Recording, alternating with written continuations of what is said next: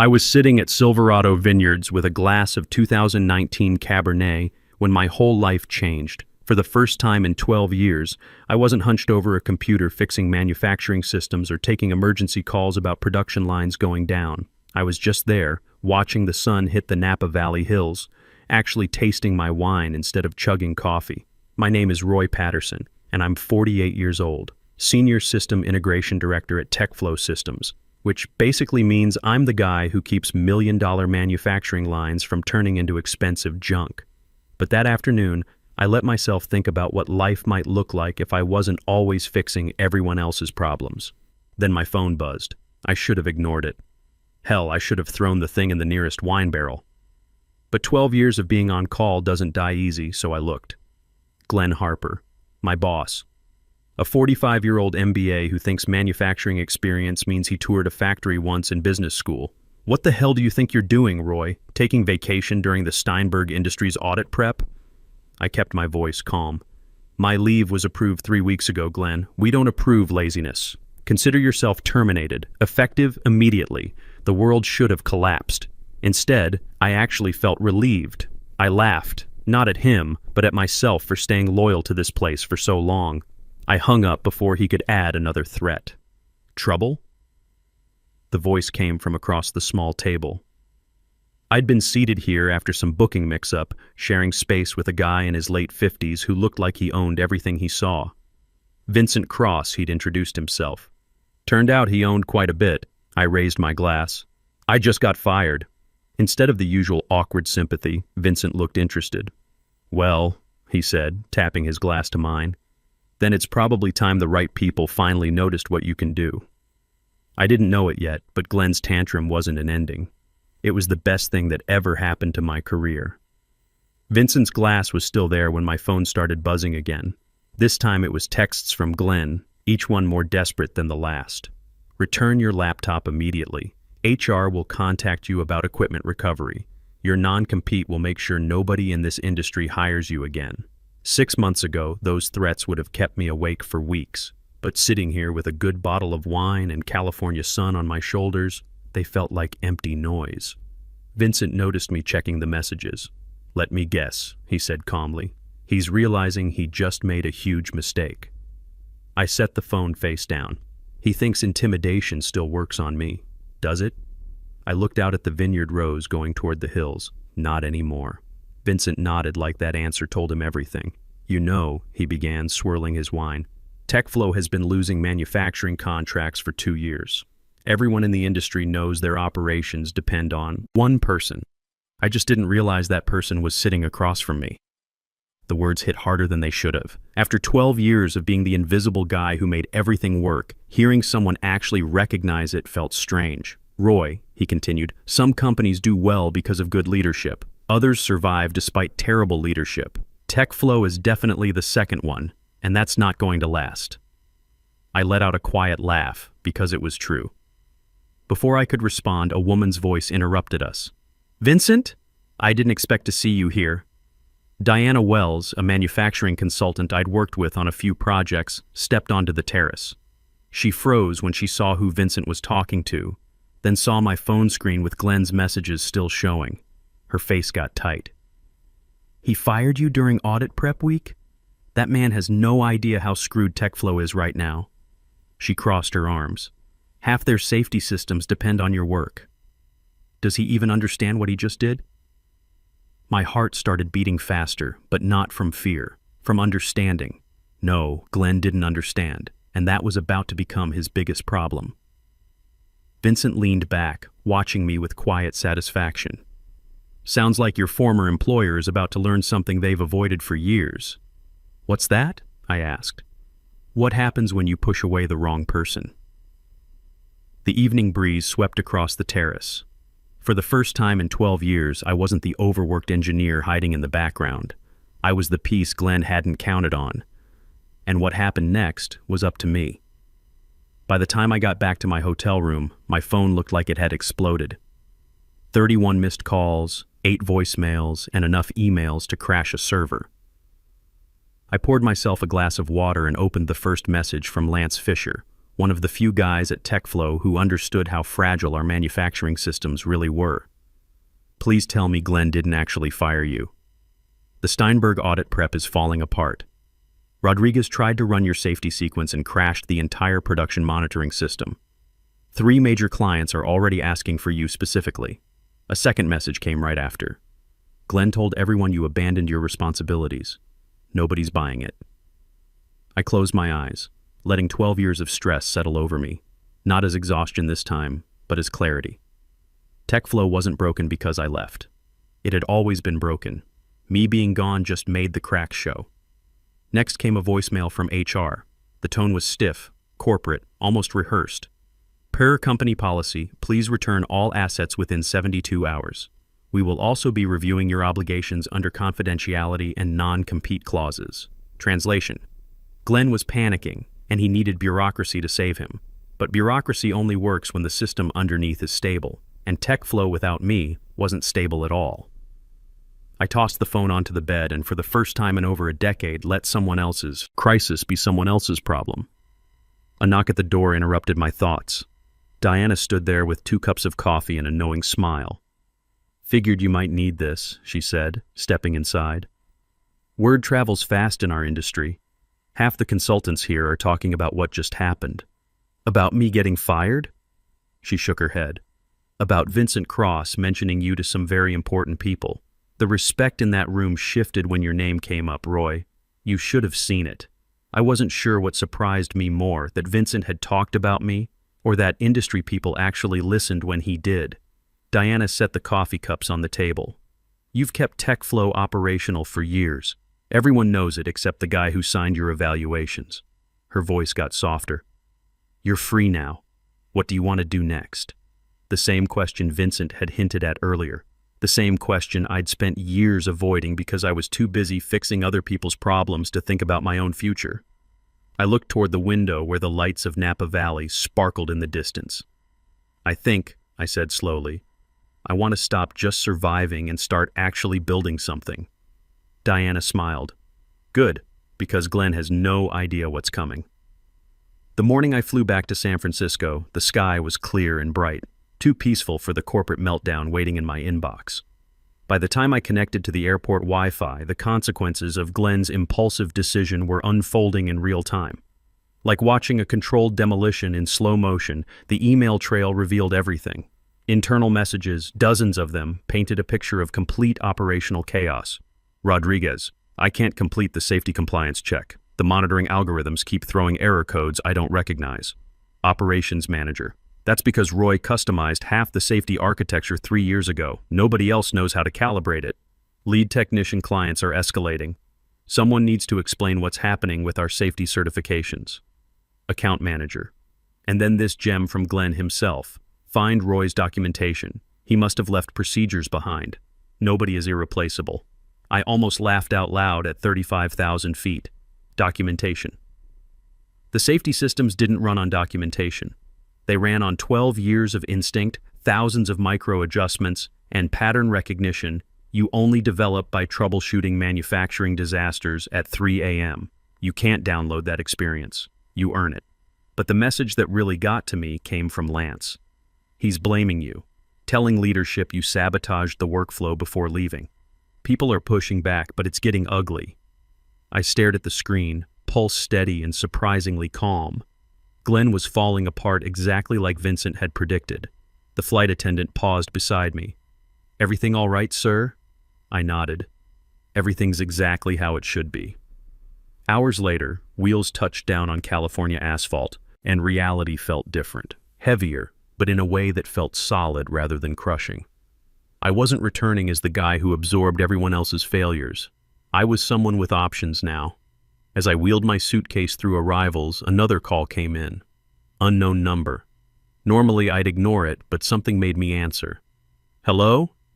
Roy, this is Kevin Rodriguez. The voice was strained, trying to hide panic. Kevin was the automation specialist Glenn had tried to promote into my role, a decent engineer, but nowhere near ready for the responsibility he'd been handed. I'm sorry to bother you, he said, voice tight with stress, but I don't know what else to do.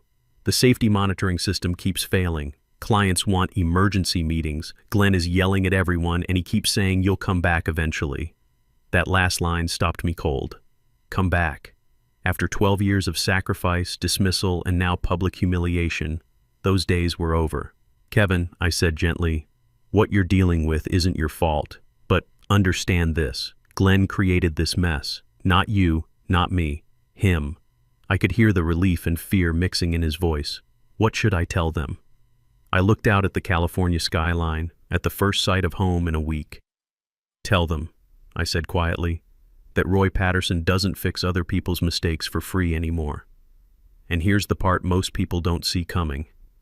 The next morning, sunlight came through my apartment windows in sharp patterns, warm, steady, and surprisingly peaceful considering the corporate wildfire consuming tech flow systems. I set my suitcase down, plugged in my dead phone, and made coffee before checking messages. When the notifications finally loaded, they hit like a tsunami. 6 voicemails from HR, 9 from Glenn, and over 20 emails marked urgent. I ignored them all and opened Lance's message instead. Leadership tried running the quarterly safety audit this morning. The system locked up twice, then the data integration crashed completely. 2 major clients are threatening to suspend contracts unless you're reinstated or replaced with someone of equal expertise. Spoiler alert, that person doesn't exist. A follow-up arrived seconds later. Glenn's in full panic mode. He's trying to rewrite history, claiming you left without proper transition. A laugh escaped me. 12 years of emergency repairs, weekend calls, and 60-hour weeks, but apparently I was the unreliable one. My phone rang. Another unknown number. I let it go to voicemail, expecting another HR script. But the transcription preview made me set down my coffee. "This is Patricia Stone from the TechFlow Board of Directors. We need to discuss recent operational developments." The board. They never contacted anyone below VP level. The fact they reached out to me directly meant the panic had spread all the way to the top. Before I could process that, the phone rang again. This time, a number I recognized. "Vincent," I answered immediately. "Back in civilization." "Already?" His voice had that calm confidence that made chaos sound optional. "Just landed yesterday. My inbox looks like a war zone," he chuckled. "I spoke to 2 of TechFlow's former clients this morning. Both mentioned you specifically, and both expressed serious concerns about operational stability since your unexpected departure." Unexpected. Corporate speak never ceased to amaze me.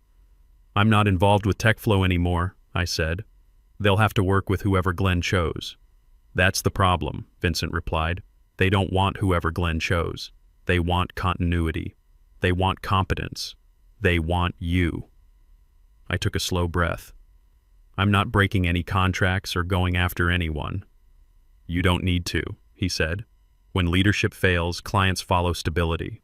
And from what I hear, you were the only stable element TechFlow ever had." His words weren't flattery.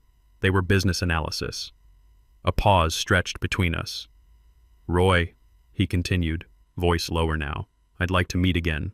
There are opportunities opening up, ones that match your actual value, not the level they kept you trapped at." A sharp knock interrupted him. Quick and impatient, my pulse stayed steady. Not fear this time, but something colder, more controlled. "I should call you back," I said to Vincent. "Be careful," he replied quietly. When I opened the door, Glenn Harper stood there like his world was burning down. Which, in a way, it was. His shirt was wrinkled, his tie crooked, and his eyes had that frantic look of a man who'd spent 48 hours losing control of something he never really controlled in the first place. "Roy," he said, trying to sound calm, "we need to talk." There was a time when those words would have made my chest tight, made me feel small. "Not today." "I don't think we do," I replied evenly. He pushed past me into the apartment without being invited. The arrogance was familiar, but the desperation underneath was brand new. "For 12 years, he began sharply, "I've counted on your reliability, your consistency, your—" "My silence," I offered. He flinched, a small twitch that could have been guilt or rage. "This isn't the time for attitude," he snapped. "The audit is collapsing. The entire safety workflow is compromised. Clients are furious." "They're not furious," I corrected. "They're responding to instability. Instability you created." His jaw tightened. I didn't create anything. You left. You fired me, I reminded him quietly. He started pacing like a man replaying every mistake in real time. Look, maybe I acted too quickly. Too quickly? I raised an eyebrow. You called my vacation irresponsible, insulted my work ethic, then terminated me mid-sentence. That's not quick, Glenn. That's who you are. He stopped pacing, really looking at me for the first time since he arrived, like he was realizing I wasn't the same guy he'd been pushing around for 12 years. You need to come back, he said finally. The words weren't a request, they were a plea wrapped in a command. No, the simplicity of it stunned him. You don't want to hear my offer? There's no offer you could make that would be worth it. He ran both hands through his hair, fingers actually shaking. I can fix this situation. The board wants answers. They want to know why the only person who understood our manufacturing systems is suddenly gone. I tilted my head. What did you tell them? His silence was answer enough. Glenn, I continued, voice steady, you didn't lose control because I left. You lost it because you never had it. Confusion flickered in his eyes. He hadn't heard about Vincent yet, or the conversations already reshaping my future. You're really not coming back, he said. Not a question this time. No. His shoulders sagged. The collapse wasn't dramatic. It was quiet, hollow, inevitable. He walked toward the door, paused, and said without turning around, They're going to blame me for this. They should, I replied. He nodded once and walked away. The silence after Glenn left wasn't peaceful. It felt charged, like the moment before everything changes. I stood in my living room for several minutes, processing what had just happened. 12 years of being talked over, overlooked, treated like replaceable equipment. And now the man who once mocked my need for vacation had shown up trembling at my door. Not because he lost an employee, but because he finally realized he'd lost the foundation holding his department together. My phone lit up again. Board of Directors, incoming call. There it was, the next domino. I answered, calm and composed. This is Roy. Mr. Patterson, this is Patricia Stone. We need clarification on several urgent operational matters regarding your departure. No hostility in her tone, just exhaustion and the sharp edge of corporate survival instinct. Of course, I said. How can I help? She let out a breath. We weren't informed of any performance issues until this morning. We were told you left without notice. I was terminated, I corrected gently, without cause, during approved leave. Heavy silence, damning silence. Another board member chimed in. Is it accurate that no one else has full access to the safety monitoring architecture? Yes, I replied, because Glenn consistently refused to allocate resources for proper cross-training. I documented everything, but documentation can't substitute for hands-on experience. Another pause. Then Patricia spoke again, quieter. Mr. Patterson, would you consider consulting work, strictly transitional? We're willing to compensate appropriately. My breath caught, not from temptation, but from watching the power dynamic shift in real time. They no longer saw me as an employee. I was an asset they were afraid to lose completely. But I'd learned something important sitting on that vineyard terrace. Freedom isn't a gift someone gives you. It's a choice you make for yourself. I appreciate the offer, I said, but I'm not available for consulting at this time. Papers rustled. Someone took a sharp breath. Panic leaked through their professional composure. May we ask why? Because, I answered, I'm exploring opportunities where my expertise won't be treated as an afterthought. The board said nothing. The truth had landed. We ended the call politely, but I knew what came next. Blame shifting, political scrambling, damage control that wouldn't control anything. I set my phone down and let the moment breathe. Then it buzzed again. A text from Vincent. If you're free this afternoon, I'd like you to visit our Oakland facility. I think we're ready to discuss specifics. My pulse steadied. Not racing, not anxious. Ready. For the first time in 12 years, I wasn't being pulled towards someone else's crisis. I was stepping toward my own future. Vincent Cross's Oakland headquarters looked nothing like TechFlow's industrial wasteland. Clean architecture, collaborative spaces, the quiet hum of people solving problems instead of creating them. It felt like the opposite of everywhere I'd worked for the past decade. A receptionist greeted me by name. Welcome, Mr. Patterson. Mr. Cross is expecting you. Expecting, not squeezing me between emergencies, not summoning me to fix disasters. Expecting. Vincent's office overlooked the bay, and when he stood to greet me, his expression was confident and satisfied. "Roy," he said, shaking my hand, "I'm glad you came." "I'm curious," I answered honestly. "Good. Curiosity usually means someone's ready to step up to a bigger game." What followed wasn't an interview, it was recognition. He asked about my manufacturing automation work, my safety system designs, my ability to stabilize failing operations without support or resources. Not once did he ask why I'd taken vacation. Not once did he imply my worth was conditional. When I finished explaining a complex production line integration, he leaned back, impressed. "You weren't just keeping TechFlow operational," he said. "You were performing at an executive level while being compensated like a mid-level technician." I didn't deny it. "And they fired you," he continued, "which conveniently freed you up for us." He slid a folder across the desk. Not thick, just substantial enough to matter. "Vice President of Manufacturing Operations," he said. "Full autonomy, your own team, compensation that reflects what you've actually been doing for years." I took a breath, not because I doubted myself, but because the offer aligned perfectly with the future I'd been too exhausted to imagine. I opened the folder. My next chapter stared back at me. "I'm not asking for a decision today," Vincent added. "I just want you to understand that you're not someone who needs permission to lead anymore. You're someone whose leadership creates stability wherever you go." He was right, and I knew it. I closed the folder carefully. "I won't need long to decide," I said. A slight smile touched his lips. "I had a feeling you wouldn't." As I stood to leave, he added, "Oh, one more thing. TechFlow's board reached out to us this morning." I stopped. "About what?" "They wanted to know if we've been in discussions with you." "And what did you tell them?" Vincent's expression got serious. "That it's none of their business." By the next morning, news had traveled faster than wildfire. I woke to a string of messages, some panicked, some apologetic, some simply stunned. Lance's message made me sit up. The safety audit system crashed again at 6 a.m. 4 clients demanded emergency meetings. Someone leaked that you were fired during approved vacation. It's everywhere, Roy. Industry blogs, LinkedIn posts, everywhere. I opened my laptop. There it was, splashed across manufacturingtoday.com. TechFlow systems in crisis after sudden departure of lead safety engineer. The article was brief, but devastating.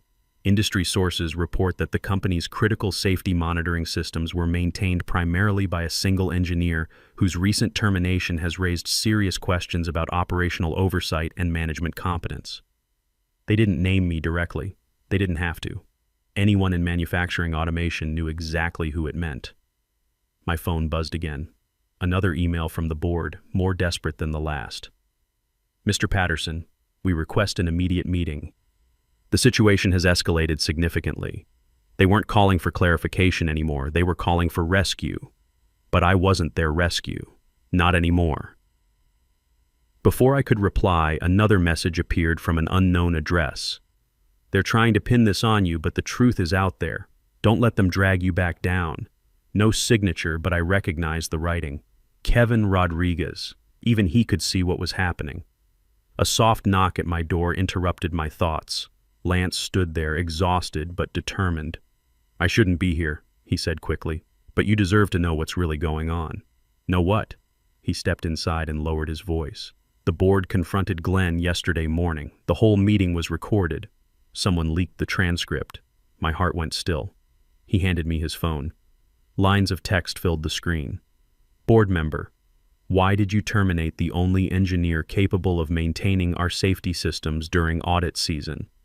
Glenn, "I believed he was undermining my authority." Board member, "Or did he simply make you look incompetent by comparison?"